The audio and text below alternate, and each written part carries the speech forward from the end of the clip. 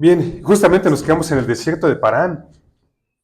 Ahora sí que ya tiene contexto, ¿no? El pueblo de Israel pasó por el desierto de Parán, que significa ¿qué? Desánimo. Sí, significa desánimo. A ver, creo que aquí están las tres diapositivas, y aquí están las tres diapositivas, no las vamos a revisar otra vez. Y vamos a este principio, que es esperanza. Esperanza como parte de este aposento alto del Pentecostés. Pero entonces aquí, en la vida de Pablo, él esperó en ayuno y oración. Y en ese momento él no tenía una instrucción clara, ¿no? A veces estamos esperando una instrucción clara de Dios, de decir, pues va a ser esto, A, B, C y D, ¿no? Pero aquí la instrucción para Pablo, fíjate cómo fue, en Hechos 9, 6 al 9. Carlos, ¿nos ayudas a leer? Ah, sí. Él, temblando y temeroso, dijo, Señor, ¿qué quieres que yo haga? Y el Señor le dijo, levántate y entra en la ciudad, y se te dirá lo que debes hacer. Y los hombres que iban con Saulo se pararon atónitos, oyendo a la verdad la voz, mas sin ver a nadie. Entonces Saulo se levantó de tierra y abriendo los ojos no veía a nadie. Así que, llevándole por la mano, le metieron en Damasco, donde estuvo 3 días sin ver y no comió ni bebió. Gracias.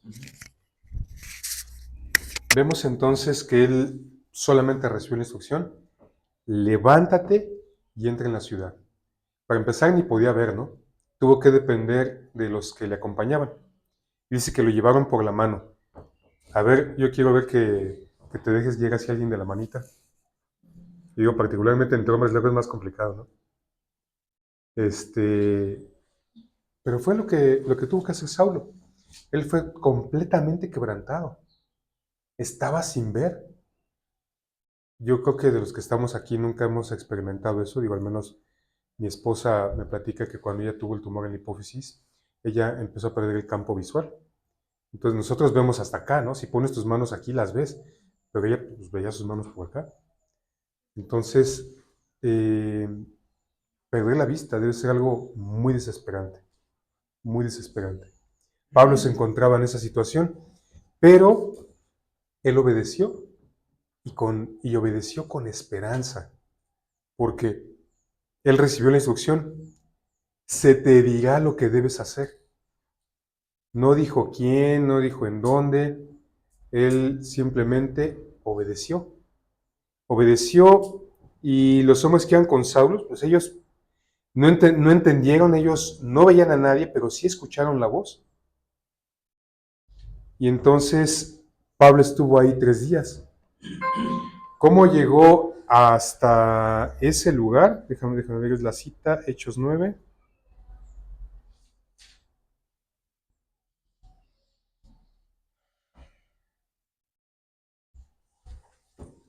Dice, en el 10 dice, había entonces en Damasco un discípulo llamado Ananías, a quien el Señor dijo en visión, Ananías. Y él respondió, heme aquí, Señor. Y el Señor le dijo, levántate y ve a la calle que se llama Derecha y busca en la casa de Judas a uno llamado Saulo. ¿Cómo lo llevaron a casa de Judas? No nos dice ahí la escritura. Pero el Señor tenía cuidado, el Señor tenía todo bajo su control. Llevaron a Pablo ahí a esta casa de Judas y estuvo ahí 3 días. 3 días esperando, donde dice que no comió ni bebió, él estuvo en ayuno y oración. Y es aquí el principio de lo que veíamos, la manera correcta de esperar en Dios, en oración, construyendo una relación con Él.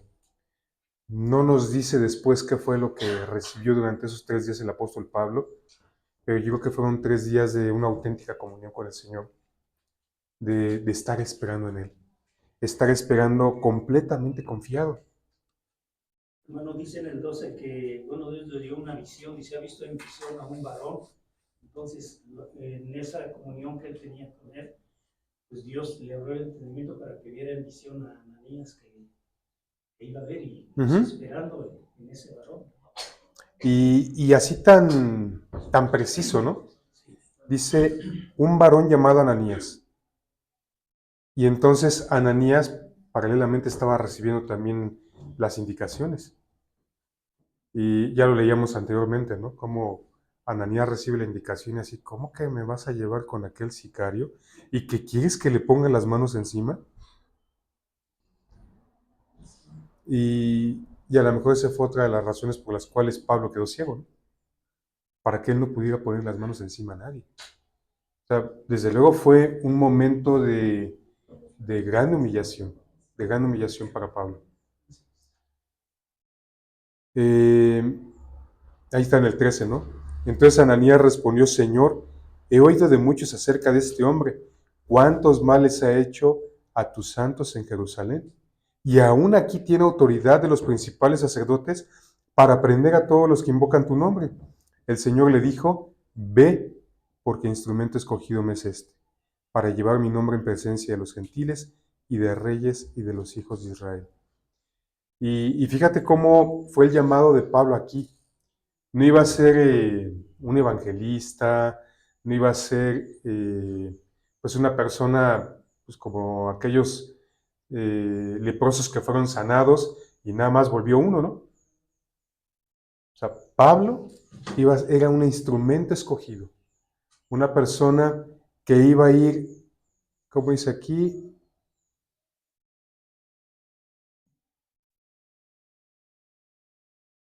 en presencia de los gentiles, que era abominación convivir con los gentiles, de reyes y de los hijos de Israel. Fíjate, pues básicamente Dios le estaba dando dominio aquí a Pablo, le estaba dando autoridad con los gentiles, con los reyes y aún delante de los hijos de Israel. Realmente, pues, por supuesto que Pablo pues tuvo un ministerio muy amplio, por eso fue que él hizo estos viajes misioneros, pero Pablo no confía en su capacidad.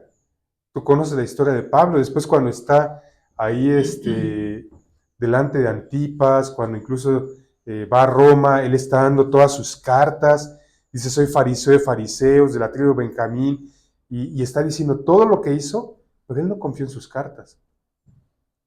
Él confió en la gracia de Dios que ahora lo estaba moviendo y lo estaba llevando a todos esos lugares. Y aquí pues vemos pues firmemente este principio de esperanza. Vayamos adelante. En los sufrimientos de Cristo,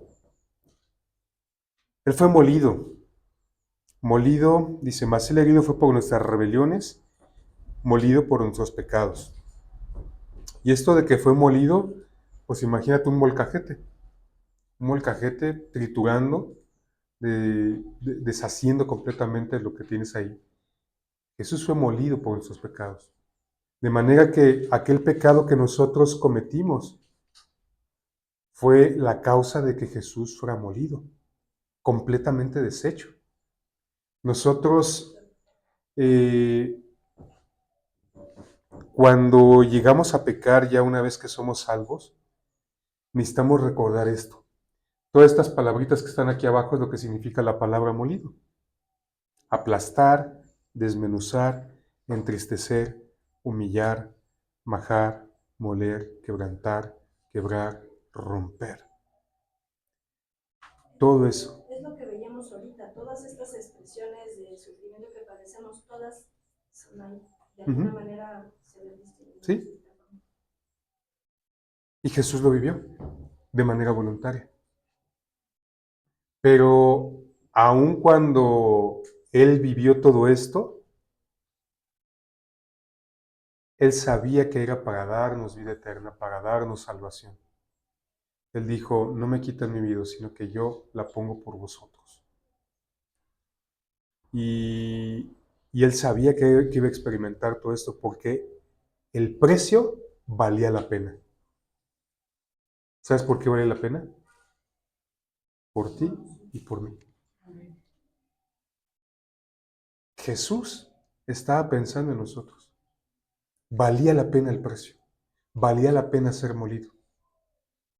Entonces, cuando nosotros estamos pasando por una situación en la que nos sentimos identificados con Cristo por alguna situación de este tipo, y ojo, cuando es por causa de Él, no porque hayamos cometido pecado, Porque si cometimos pecado y estamos pasando por esto, pues entonces nos vamos a esto que comentábamos, ¿no?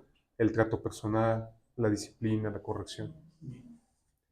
Por eso es que necesitamos buscar a Dios, volvernos a Él.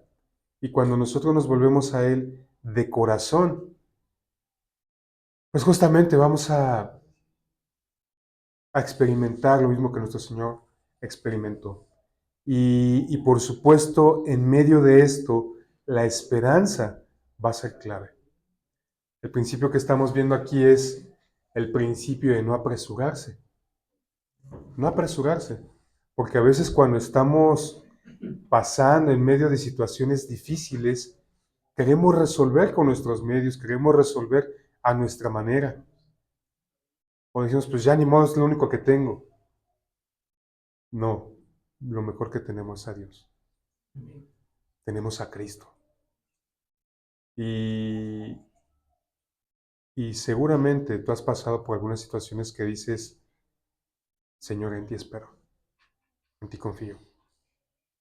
Yo ahorita estoy en esa situación, esperando en Dios.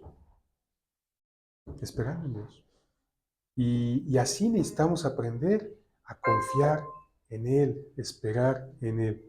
Y fíjate, esta esperanza no es como, no, pues sí, como decía Marta, ¿no? Cuando Lázaro, sí, Señor, yo sé que en la resurrección todos vamos. No de esa forma, sino esperar con confianza de que Él va a resolver, de que Él va a tener cuidado. Aquí esto está larguito, sí nos da tiempo. Vamos a echarle lectura a estos dos pasajes y vamos a meditar en ello. Fíjate, la palabra molida es daca, golpear en pedazos. Así justamente como cuando la vasija es destruida, así golpear en pedazos. Algo de lo que estuvimos platicando con el alfarero, que estuvimos viendo todo lo de los floreros para el retiro de mujeres. El alfarero está explicando del proceso del barro y nos decía que el barro cuando está así, ya pasó por todo el proceso y se cose la vasija o lo que se va a hacer. Ese barro tiene una calidad que si se quiebra, se puede volver a moler y volver a ser barro. Eso es algo interesante. Digo, no lo vemos ese punto como tal en la enseñanza de las 7 relaciones básicas, pero ese barro, el barro así como está un buen barro, se puede quebrar y se puede volver a utilizar. Se quiebra, se muele, se le pone agua otra vez y se puede volver a utilizar. A diferencia de la cerámica. La cerámica ya tiene un proceso artificial porque tiene aditivos para hacerla brillante, para ponerle color. Queda como un cristal. La cerámica ya no se puede volver a utilizar. La cerámica ahora sí que quedó pues, prácticamente ya inservible, ¿no? Y más aún, aquí pues sí hago también esa aclaración. Esta corriente del Kinsui, de que no, que la vasija, que le ponen oro para que nuestras heridas queden ahí. El Señor no hace eso. El Señor no nos parcha. Aún con oro. Aún con oro. Eso suena metafóricamente muy, muy bonito, ¿no? Pero el Señor no nos parcha. El Señor nos quiebra y nos vuelve a hacer. Entonces, justamente, somos molidos. Somos molidos. Con esa materia, vamos, desde el huerto del Edén, el hombre fue hecho de barro. No fue hecho de cerámica. No fue hecho de oro. Fue hecho de barro. Y Él puso aliento de vida. Entonces, vamos a leerlo. Vamos a leerlo. Lucas 23, 1 al 25. Vamos a empezar por acá. Ahora sí que nos agarramos un versículo cada quien. Empezamos acá con Aldo. Y nos vamos pasando el micrófono.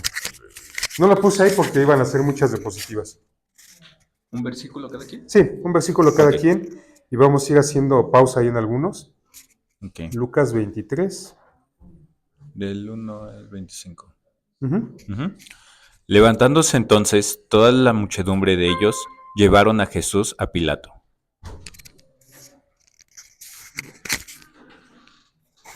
Y comenzaron a acusarle diciendo, a este hemos hallado que pervierte a la nación y que prohíbe dar tributo a César, diciendo que él mismo es el Cristo, un rey. Hacemos una pausa ahí. Le estaban acusando. Estaban levantando falsos en contra de él. Están diciendo que estaba pervirtiendo a la nación. Entonces, ¿cómo te sientes tú cuando te acusan? Cuando es una calumnia, pues sí se siente Sí, ¿no? impotencia. Sí. Entonces, ahí para que vayamos meditando en cómo fue quebrado. Entonces Pilato le preguntó diciendo, ¿eres tú el rey de los judíos? Y respondiéndole él dijo, tú lo dices.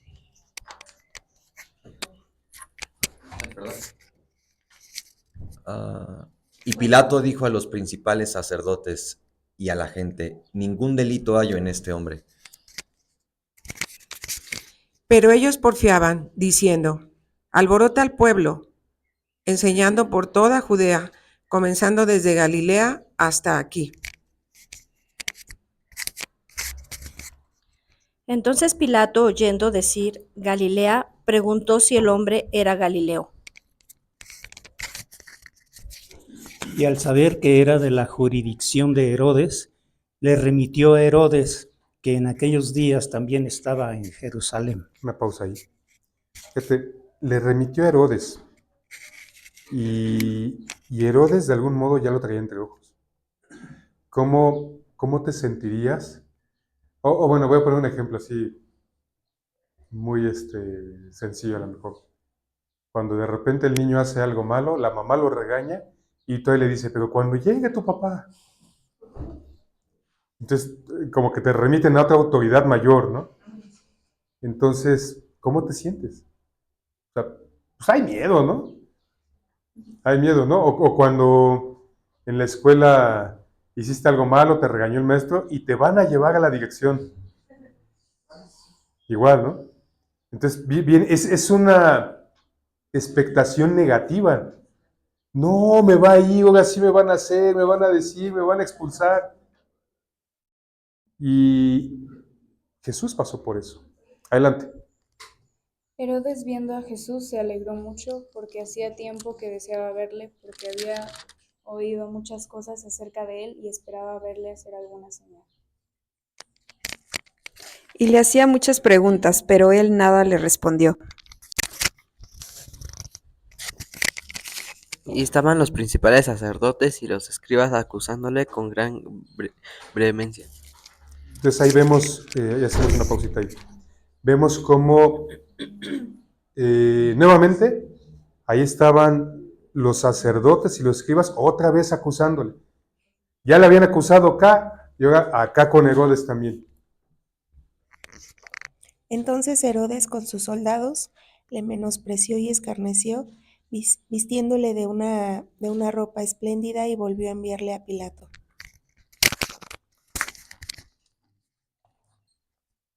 Y se hicieron amigos Pilato y Herodes aquel día, porque antes estaba enemistado entre sí. Fíjate eso. Que se alíen tus enemigos. ¿Qué tal, Imagínate, cuando ahora sí que se ponen en contubernio, ¿no? Contra ti. Hermano Pedro iba a comentar algo además.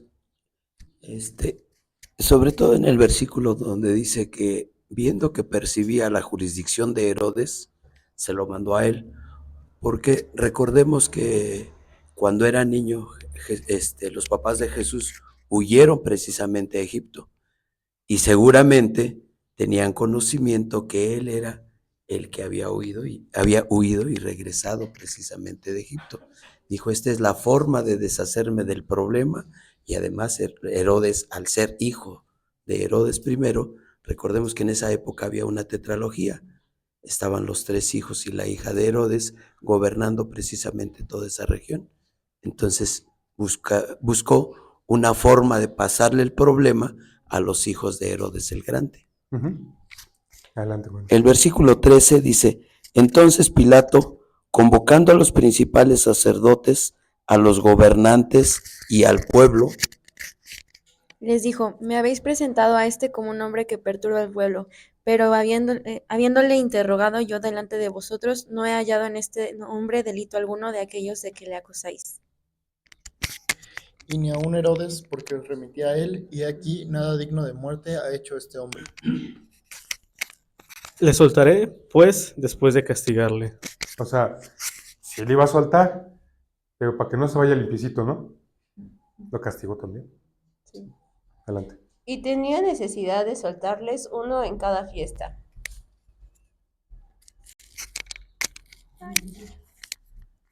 Mas toda la multitud dio voces a una diciendo, fuera con este y suéltenos a Barrabás. Imagínate eso. O sea, o sea, sí hubo oportunidades de que lo libraran. En principio Herodes dijo, pues yo no hallo culpa alguna en él, y lo iba a liberar. Y después aprovecha todavía que había este principio de que les podía liberar a uno, y al revés, ¿no? Dice, no, suéltanos a Barrabás. Realmente estaba, o sea, por todos lados, imagínate, quebrantado, quebrantado, quebrantado, una tras otra. Adelante. Este había sido echado en la cárcel por porción de la ciudad y por un homicidio. Les habló otra vez Pilato, queriendo soltar a Jesús. Pero ellos volvieron a dar voces diciéndole, crucifícale, crucifícale. Y ahí ya directo, crucifícale. O sea, no iba a ser unos cuantos latigados y ya, no, vete a tu casa, no, directo, crucifícale. Él les dijo por tercera vez, pues qué mal ha hecho este, ningún delito digno de muerte ha hallado en él, le castigaré pues y le soltaré. mas ellos instaban a grandes voces, pidiendo que fuese crucificado, y las voces de ellos y de los principales sacerdotes prevalecieron. Entonces Pilato sentenció que se hiciera lo que ellos pedían. Y le soltó a aquel que había sido echado en la cárcel por sedición y homicidio, a quien habían pedido, y entregó a Jesús a la voluntad de ellos. Hasta ahí. Imagínate entonces cómo Jesús ya estaba ante los gobernantes, ya incluso estaban los gobernantes pues tratando de liberarlo, pero el pueblo, la gente,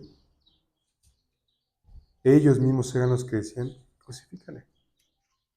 Y digo, sabemos que no eran los seguidores de Jesús, sino todos aquellos fariseos, todos aquellos celosos de la ley, que decían, crucifícale. Todos aquellos religiosos. A los suyos vino y los suyos no le recibieron. Más a los que le recibieron les dio la potestad de ser hechos hijos de Dios. Vamos a continuar ahora con Mateo 27, del 1 al 26.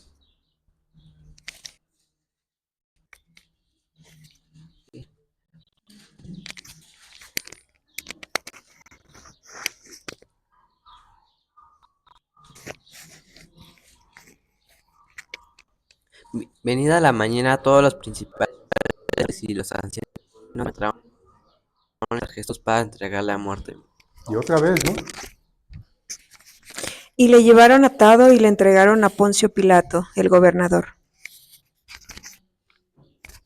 Entonces Judas, el que le había entregado, viendo que era condenado, devolvió arrepentido las 30 piezas de plata a los principales sacerdotes y a los ancianos.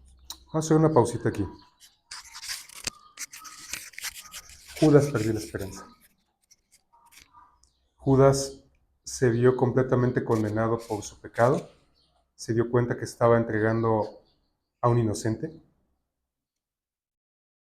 Al grado de que dijo, ¿para qué quiero estas piezas, no? Y todavía Sabemos que esto estaba profetizado desde los Salmos. Pero él viene delante de los ancianos, de los sacerdotes, de algún modo como una señal de arrepentimiento, pero no fue un arrepentimiento según Dios, sino que fue más bien un remordimiento que lo llevó a muerte. Continuamos. Diciendo, yo he pecado entregando sangre inocente. Mas ellos dijeron, ¿qué nos importa a nosotros? Allá tú. Y arrojando las piezas de plata en el templo, salió y fue y se ahorcó. Fíjate esta resolución, ¿no? Cuando una persona ha perdido la esperanza, ¿a qué puede llegar? México tiene altas tasas de suicidio. No tengo el número ahorita, pero tiene tasas muy altas. Y particularmente en el tiempo de la pandemia, incrementó la tasa. No tengo el dato exacto, pero por decir si había 500 casos, se triplicó a 1500. Yo sí recuerdo que la cifra se multiplicó por 3. Y es una tendencia que no ha bajado mucho. Si tú analizas las cifras, no ha bajado mucho el número de suicidios. Hace poco estaba revisando un informe del Estado de México. El Estado de México es el estado que tiene la más alta tasa de suicidios en todo el país. Y por supuesto sabemos que muchas veces a causa de temas de violencia sexual, de violencia familiar, deudas, muchísimas cosas, desamores, muchos motivos pueden ser. Pero nosotros tenemos una esperanza viva. No podemos llegar a tales grados de desesperación porque tenemos un Dios vivo. Tenemos a Jesucristo que se entregó por nosotros. Y por más molidos que nosotros nos podamos sentir, por más desesperados, como dice aquí, ¿no? Que sintamos que estamos siendo golpeados al grado de hacernos pedazos, no podemos permitir que un pensamiento de ese tipo llegue sobre todo entre nuestros jóvenes, que son los más vulnerables ante este tipo de situaciones. Necesitamos incluso armar redes de apoyo. Por supuesto que el grupo de jóvenes es una red de apoyo, el grupo de mujeres es una red de apoyo, el grupo de varones es una red de apoyo. Necesitamos estar unidos entre nosotros de tal manera que estas redes de apoyo pues una forma de inyectarnos esperanza a través de la palabra, a través del animarnos el unos a otros.